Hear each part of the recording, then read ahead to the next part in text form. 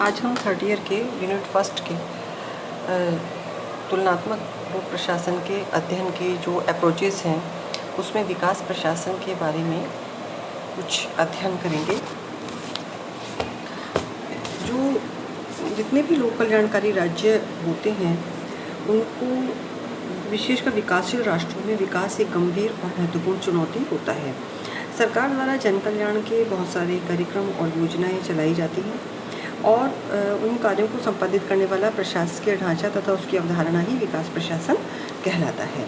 यद्यपि विकास प्रशासन जो होता है उसका विकास में स्वरूप हमेशा से ही रहा है, लेकिन जो द्वितीय विश्व युद्ध हुआ उसके बाद में नए स्वतंत्र राष्ट्रों ने अपना जो केंद्र बिंदु है वो विकास को बनाया, क्योंकि ये उपनिवेशवाद के दौरान जो संसाधनों का अपव्यय हुआ था और बहुत सारी जो परेशानियां पैदा हुई थी उनको दूर करना उनका प्राथमिक दायित्व था।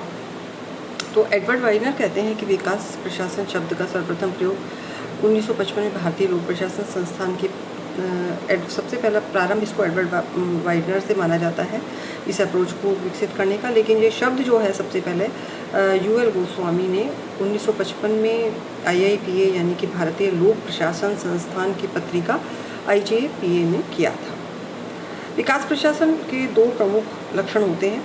एक तो होता है कि यह परिवर्तन उन्मुखी होता है, यानी जो स्थिति है उसको परिवर्तन करके नए लक्ष्यों को तय करता है, और दूसरा ये विकास उन्मुखी होता है, यानी कि जो परिवर्तन होगा वो ये नहीं है कि कोई समस्या है उसको ठीक कर दिया और ये उसका एक सब्स्टिट्यूट दे दिया और वो फिर बस उसको चलाइए, वो आपका परिवर्तन हो गया। परिवर्तन के साथ विकास करना भी इसकी प्रमुख प्राथमिकता होती है, यानी परिवर्तन ऐसा हो जो विकास को लाए। विकास प्रशासन का जो प्रभाव क्षेत्र है वो मानव जीवन के सभी अंगों से संबंधित है, जिसमें राजनीतिक विकास, आर्थिक विकास, सामाजिक विकास, सांस्कृतिक विकास सबको शामिल किया जाता है। और जो विकास प्रशासन के उपागम के समर्थक मानते हैं कि लोक प्रशासन का अध्ययन करते समय प्रशासन द्वारा किए जा रहे विकास कार्यों, विकास कार्यक्रमों, विकास नीतियों तथा उनकी क्रियाओं का विश्लेषण किया जाना चाहिए। इसीलिए जैसा आप देख रहे हैं इसमें P4 plan, policy, project and programme जो होते हैं वो बहुत ही महत्वपूर्ण होते हैं। तो विकास प्रशासन की एक जो प्रक्रिया होती है वो किसी संगठन को निर्देशित करती है, और इस संबंध में जो है दो प्रमुख अवधारणाएं हैं।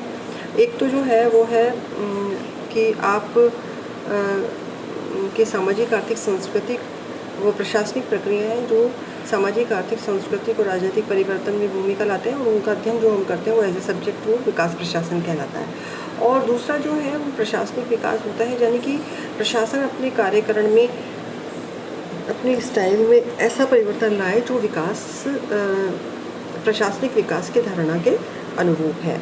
तो इस प्रकार से जो विकास प्रशासन है वो विकास को कैसे किया जाए इससे संबंधित एडमिनिस्ट्रेशन का एक थ्योरेटिकल पार्ट है, और ये इसमें हम ये चिंतन करते हैं किस तरह से विकास को बढ़ावा दिया जाए।